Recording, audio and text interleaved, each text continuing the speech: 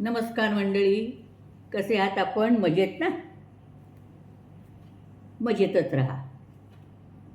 आजच्या भागामध्ये आपण एक थोडंसं विनोदी, गमतीशीर सुभाषित पाहणार आहोत. सुभाषित 2च ओळींचं आहे, पण कवीनी आपल्या कल्पनाशक्तीने काय मजा केली आहे, थोडासा विनोद कसा केला आहे ते पाहूया.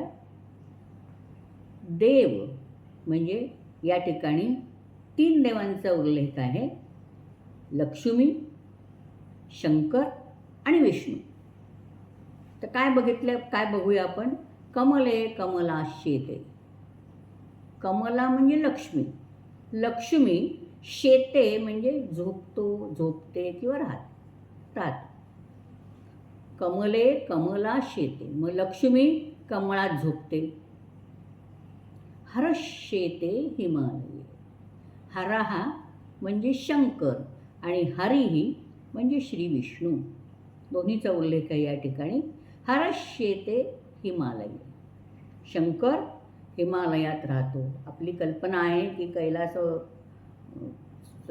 सरोवराच्या इथे कैलास पर्वतावरती शंकर राहतो. त्यानंतर क्षीराब्धौच हरिष्येते, श्री विष्णू हा क्षीरसागरामध्ये राहतो, सागरात राहतो अशी आपली कल्पना आहे. तर कवी असं म्हणतो की मन्ये मत्कूण शंकया. हे तिन्ही देव माणसांच्या वस्तीत राहत नाहीत, माणसांच्या वस्तीच्या जवळपास कुठेही न राहता त्याने आपली निवासस्थानं वेगळीच ठरवलेली आहेत.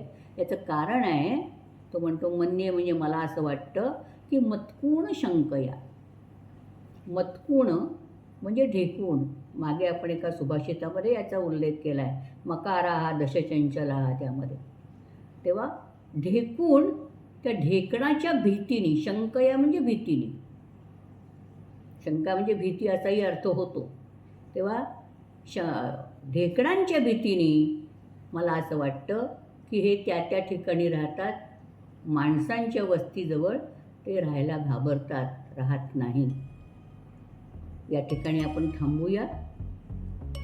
नेहमीप्रमाणे माझ्या या वाहिनीला आपण लाईक, शेअर आणि सबस्क्राईब करा आणि आठवणीने कमेंट द्यायला विसरू नका.